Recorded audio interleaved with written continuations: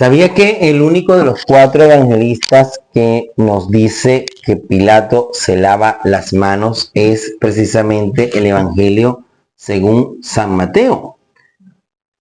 Solamente él nos lo dice, sí, en Mateo 27-24 dice que Pilato, cuando vio el motín de la gente, pidió agua, se lavó las manos ante la gente diciendo: no soy responsable de la muerte de este inocente. Solo Mateo nos cuenta esto. En todas partes Pilato también entregando a Jesús, pero el lavatorio de manos, un gesto de purificación, como un signo de rechazo, solo nos lo dice Mateo. ¿Y es que acaso las cuatro relatos de la pasión nos dicen lo mismo? En esencia, sí, pero hay siempre diferencia y particularidades. ¿Cuáles son los aspectos relevantes que solamente están en la narración según San Mateo? Vamos a conocerla. Bienvenidos amigos a su canal de Católicos Manía, quien habla para ustedes, Nelson Enríquez, y hoy vamos a hablar de la pasión de nuestro Señor Jesucristo según San Mateo. ¿Qué tiene de particular la pasión de San Mateo que sea distintivo en comparación con los otros tres relatos de la pasión? Ya en el canal teníamos por allí la pasión de según San Lucas. Vamos a ir haciendo todos, comparando estos relatos. Vamos a centrarnos en Mateo. Recordemos que Mateo escribe para los judíos conversos, ¿no? Es un evangelio que va dirigido a los judíos y que siempre tiene como misión demostrar que todo lo que está sucediendo es en Jesús se da porque se están cumpliendo en él las escrituras. Por ejemplo, el versículo 9 del capítulo 27, cuando dice que lo de Judas sucede para que se cumpla lo que profetizó Jeremías. Tomaron las 30 monedas, precio del que fue tasado, del que tasaron los israelitas, y con ello pagaron el campo del alfarero según las instrucciones del Señor. Y así va en distintos momentos haciendo alusión, y cuando no hace una cita explícita, pues ya el acontecimiento de por sí te va haciendo referencia. Jesús es aquel que, como profetizaron los profetas, Zacarías sobre todo, es expuesto para ser visto por las naciones, para ser visto por el pueblo, pero que es rechazado en todo momento por su pueblo, porque hasta los ladrones, fíjense en este caso, Mateo, a diferencia de Lucas, no hace una diferencia entre un ladrón bueno y un ladrón malo, sino que dice que fue puesto allí con los ladrones porque interesa que se cumpla aquello que ya había dicho Isaías, fue contado entre los malhechores. Pero más, nos dice en el versículo 44, también los asaltantes crucificados con él lo insultaban. O sea que no hace una discriminación, sino simplemente generaliza el insulto, diciendo que Lucas que ha hecho la diferencia, ¿no? Son algunos aspectos importantes. Algo que es particular totalmente de la pasión de Jesucristo según San Mateo es el remordimiento de Judas. Digamos que es el único evangelio que nos dice qué pasó después. A todos los evangelios nos dicen que llevó a los soldados al huerto, que entregó a Jesús, ¿verdad? Pero hasta ahí queda la historia con este caso, ¿no? de Judas. Y aquí vamos más allá, porque bueno, ve que cuando Judas ve lo que ha sucedido, te lo podemos ver en el capítulo 27, del versículo 3 al 9, justamente, Judas siente remordimiento y dice: entregado a un inocente. Los sacerdotes le dicen: ¿a nosotros qué? Eso es tu problema. Judas devuelve las monedas y como es un precio de sangre, no lo devuelven a la alcancía del templo, sino que compran un campo llamado campo del alfarero, que va a ser destinado a cementerio y para sepultar extranjeros, ni siquiera para sepultar judíos, sino para sepultar gentiles. O sea, se consideraba como un cementerio más indigno, por así decirlo. Y luego nos dice que Judas fue y se ahorcó. Entonces, esto es importante, ¿no? En el evangelio, en los Hechos de los Apóstoles, capítulo 1, cuando se va a elegir a San Matías, Pedro hace referencia a Judas, dice que de mala manera pareciera que es Judas quien compró ese terreno, y dice que finalmente Judas muere allí, que cae sobre piedra, destrozándose su cabeza. Pues alguna diferencia o quizás un suceso oscuro que pues dos tradiciones del mismo suceso. Pero según San Mateo sucede que Judas se ahorca, realmente se ahorcó y luego cayó y se reventó y bueno, pasó para demostrar que tuvo una muerte indigna, que ni siquiera tuvo la sepultura, que se quedó allí putrefacto, qué sé yo.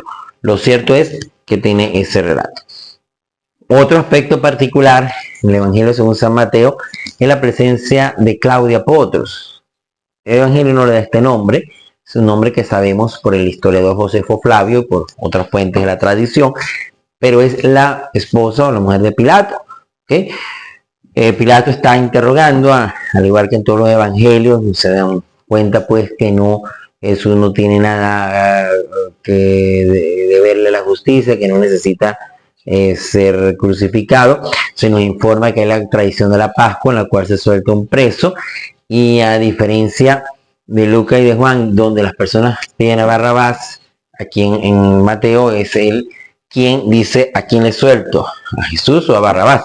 Pero hay algo que es interesante, por lo menos en mi Biblia así lo tiene, en el versículo 17 del capítulo 27, dice Pilato, ¿a quién quieren que le suelte? ¿A Jesús?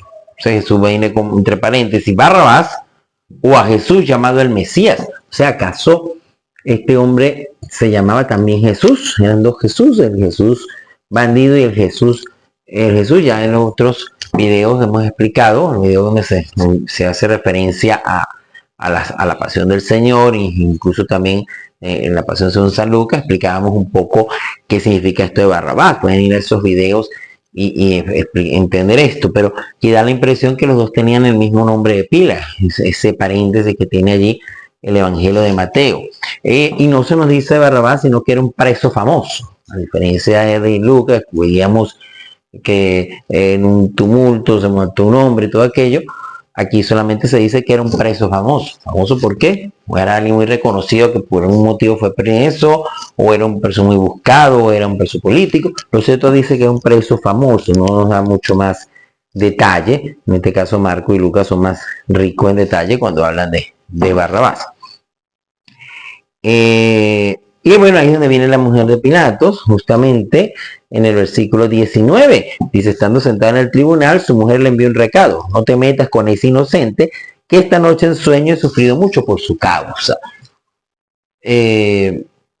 Pilato pues obviamente entra más en estado de que quiere ayudar a Jesús, que no quiere crucificarlo, pero finalmente no hay más que hacer porque sin embargo Pilato manda a castigarlo y a ver si lo puede presentar ante los judíos para ver si con eso se da la compasión por parte de ellos.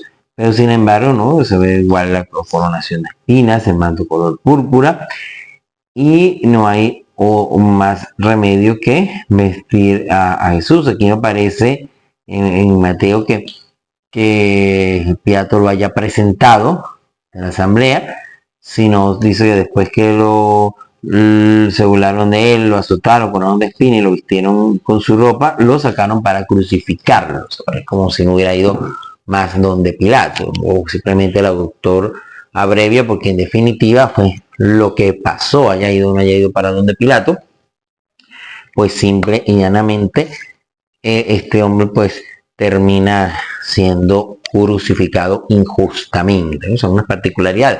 La mujer de Pilato, podemos decir si era o no seguidora de Jesús. Lo cierto es que si nos atenemos a las informaciones que nos da Lucas con respecto a las mujeres que seguían a Jesús, había mujeres llegadas a la corte, incluso estaba Juana, que era esposo de un administrador de Herodes. Era muy posible que Claudia no sería seguidora quizás por su posición, pero en un momento haya escuchado a Jesús, haya simpatizado con su enseñanza, y bueno, tiene este sueño, esta premonición, e intenta hacer algo desde su posición. Esto es muy importante de esta mujer, que intenta. La tradición, unos datos de la tradición posterior, dice que tanto ella como su esposo Poncio Pilato se convirtieron, murieron siendo cristianos. ¿Verdad? Incluso la iglesia copta los venera como santos Pilato y Claudia. Bueno, nada, nos sigue hablando Cirine, ayuda a llevar la cruz de Jesús. Aquí Jesús no tiene encuentros como como si los tiene Lucas. Se pronuncian mucho las burlas de los judíos que los retan: tú que destruyes el templo, tú que curaste enfermo, baja de la cruz. O sea, están siempre retando, están tentando, están burlándose. Es la nación que hasta lo último está despoticando de Jesús. Aquí Jesús solamente tiene, de las 7 palabras, solamente hay una sola. Dios mío, ¿por qué me has abandonado? Incluso el evangelista la traduce al original hebreo: Eli, Eli, lema sabactani. Cabe destacar que Mateo es escrito en arameo. El único evangelio es ser escrito en arameo, mientras que los demás son escritos en griego. Sin embargo, traduce el original hebreo de esta frase, que es lo que considera muy importante. La audiencia no lo entiende, dice como que está llamando a Elías, se confunden, donde el hebreo ya no era manejado sino solamente para las oraciones.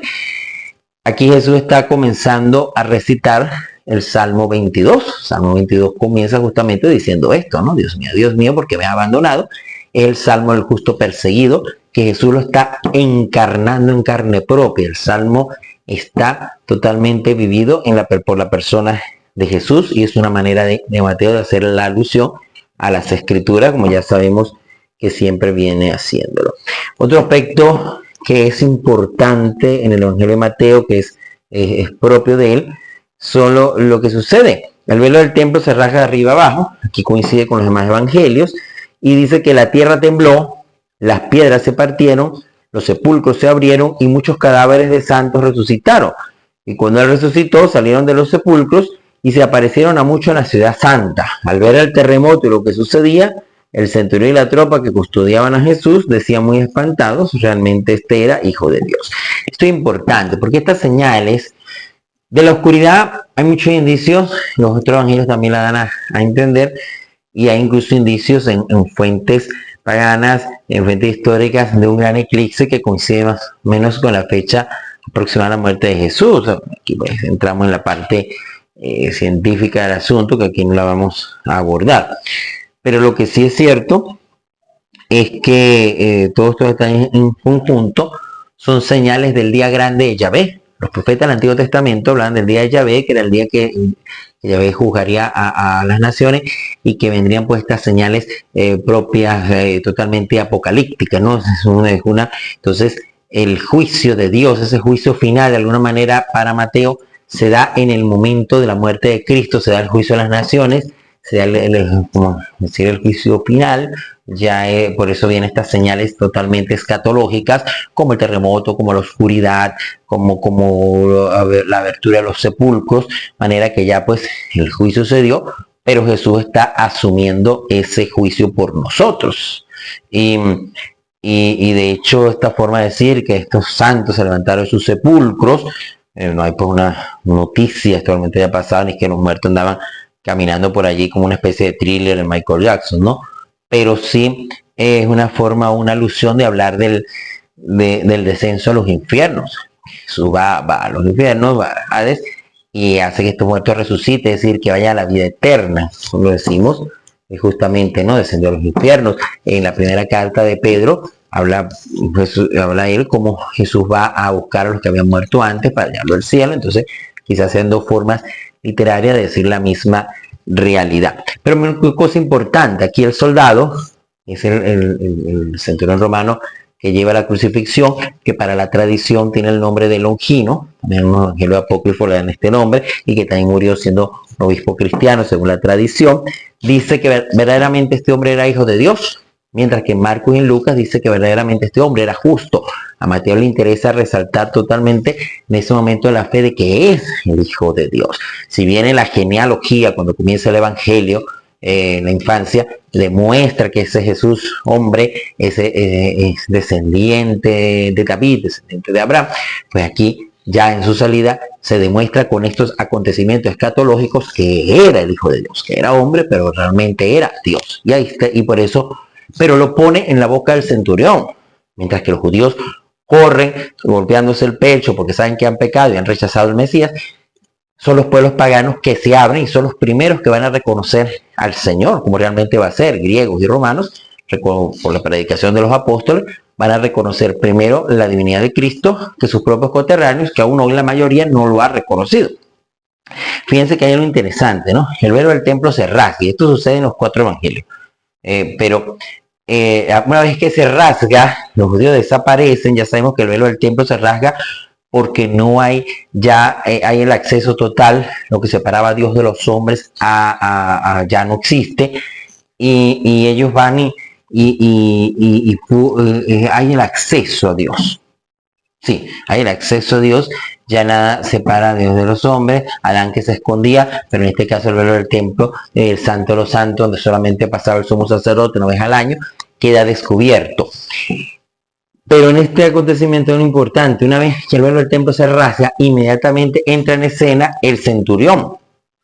Recordemos que en el templo los gentiles no tenían acceso al templo. Había un atrio de los gentiles que hasta allí llegaban. Era como un patio central, como una sala bastante espacioso para ellos. Ustedes llegan hasta aquí, ya hay acceso. Eres el primero más bien en reconocer que eres el Hijo de Dios. Y después de los gentiles, las otras que tenían cohibido el paso al templo, que también llegaban hasta cierto punto, eran las mujeres. Las mujeres llegaban hasta lo que era un atrio también de las mujeres. Y aquí menciona, una vez que el centurión reconoce a Jesús como el Hijo de Dios, o como el hombre justo, pues justamente nombra a las mujeres que aquí en el caso del Evangelio de Mateo no han sido antes mencionadas, pero aquí nos enteramos que están allí. Nos dice que estaban allí mirando a distancia muchas mujeres. Dice que simplemente son muchas mujeres. Nosotros después imaginamos 2 o 3, no, eran muchas. Eso era muy popular entre las mujeres. Las mujeres son las grandes, mientras que los hombres pues se escondieron y desaparecieron. Las mujeres estuvieron allí. Por eso Lucas cuenta las mujeres anónimas que lloran por Jesús. Probablemente la Verónica, seca el rostro, también esas mujeres anónimas. Aquí le está diciendo muchas mujeres que lo habían acompañado y servido a Jesús desde Galilea, que es la información que nos da Lucas, que desde Galilea muchas iban sirviendo a Jesús, y él destaca las que va nombrando, que eso lo decíamos también en la Pasión según San Lucas. Aquí en este caso se destaca a María Magdalena, María, madre de Santiago y José, que es lo mismo, algunos dicen María es la madre de Santiago el Menor y de Judas Tadeo, algunos dicen María de Alfeo, porque su esposo Alfeo, o la misma María de Cleofás del Evangelio de Juan, porque es su esposo, esposa de Cleofás. O sea que total que estamos ante el mismo personaje, que es pero las 3 Marías, ¿no? La Virgen María, María Magdalena y María de Santiago. En este caso el Evangelio destaca a María Magdalena, María de Santiago, y la madre de los hijos de Zebedeo, que es Salomé, madre de Juan y Santiago, esposa de Zebedeo. Entonces son las 3 mujeres que estuvieron allí presentes, según el Evangelio, liderando, pero habían otras más, ¿no? Otras más.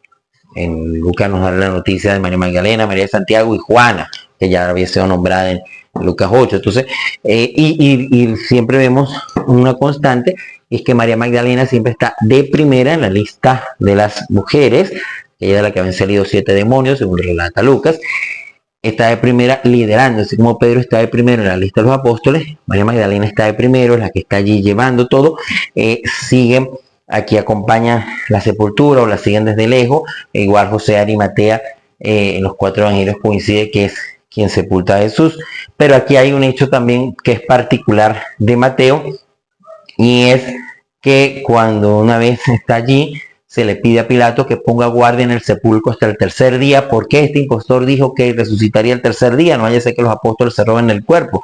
Esto ya prepara a cómo va a acontecer la resurrección, el Evangelio de Mateo, y un poco a contrarrestar lo que los judíos de aquel entonces dijeron para desacreditar los relatos del sepulcro vacío, pero eso ya lo hablaremos en Pascua. Lo cierto es que el Evangelio termina con unos guardias custodiando la piedra de un sepulcro donde hay un profeta muerto.